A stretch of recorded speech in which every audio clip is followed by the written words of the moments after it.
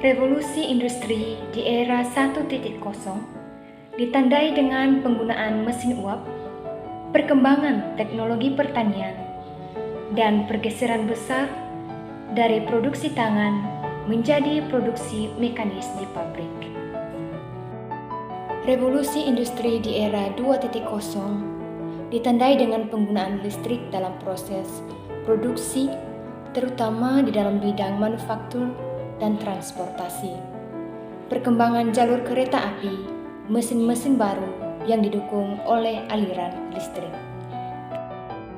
Revolusi industri di era 3.0, era ini diartikan sebagai revolusi digital, di mana komputer dan teknologi elektronik memberi perubahan secara drastis. Revolusi industri di era 4.0 merujuk pada integrasi teknologi digital yang canggih yang melibatkan penggunaan teknologi seperti kecerdasan buatan, komputer awan, dan robotik.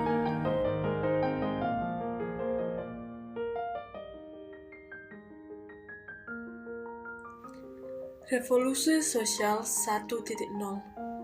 Dalam revolusi 1.0, manusia mengenal tentang membentuk suatu kelompok menjadi masyarakat.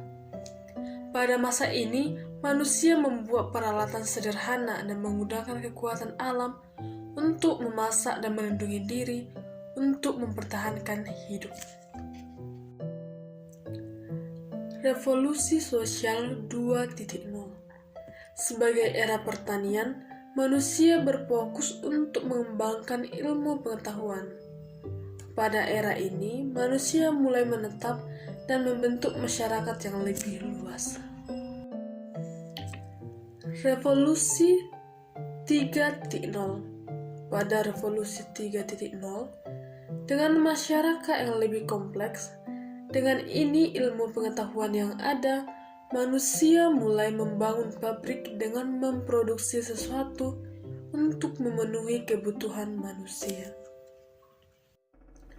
Revolusi sosial 4.0. Ilmu pengetahuan dan teknologi semakin berkembang, membuat manusia mengenal komputer hingga internet, sehingga dapat memperoleh informasi dengan cepat. Revolusi sosial 5.0.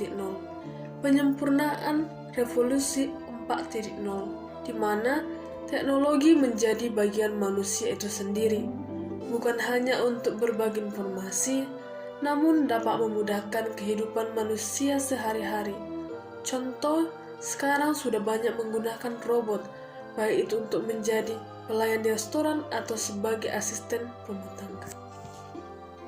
Tanggapan atau keterlibatan gereja dalam menanggapi perubahan revolusi industri dan revolusi sosial di era 1.0. Dalam hal ini, gereja terlibat dalam upaya untuk menanggapi tantangan dalam hal seperti kondisi kerja yang sulit, pertumbuhan kota yang besar, berjuang untuk melindungi hak-hak pekerja, serta mempromosikan prinsip-prinsip keadilan sosial sejalan dengan ajaran agama Katolik. Dengan memberi pendampingan spiritual, pemberdayaan sosial dengan mendirikan sekolah atau lembaga amal, mengajarkan prinsip-prinsip keadilan, serta mendukung hak-hak pekerja. Tanggapan atau keterlibatan gereja di era 2.0.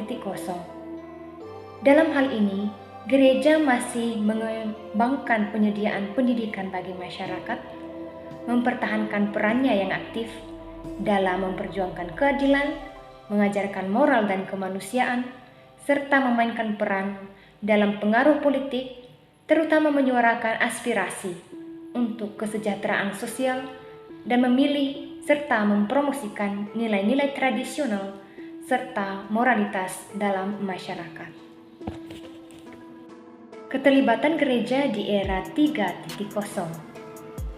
Pada saat ini gereja membuat pendekatan terhadap teknologi baru, mempertimbangkan implikasi moral, mengikuti perkembangan dengan menggunakan media baru untuk menyampaikan ajarannya, serta melakukan pelayanan pastoral, serta terus menyediakan pendidikan dan pelayanan sosial bagi masyarakat yang terkena dampak perubahan sosial.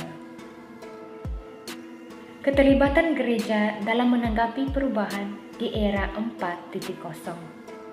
Pada saat ini, gereja mempertimbangkan bagaimana teknologi dapat digunakan dengan prinsip dan moralitas martabat manusia, memanfaatkan teknologi modern untuk mencapai umatnya secara efektif, serta terus memperjuangkan isu keadilan sosial.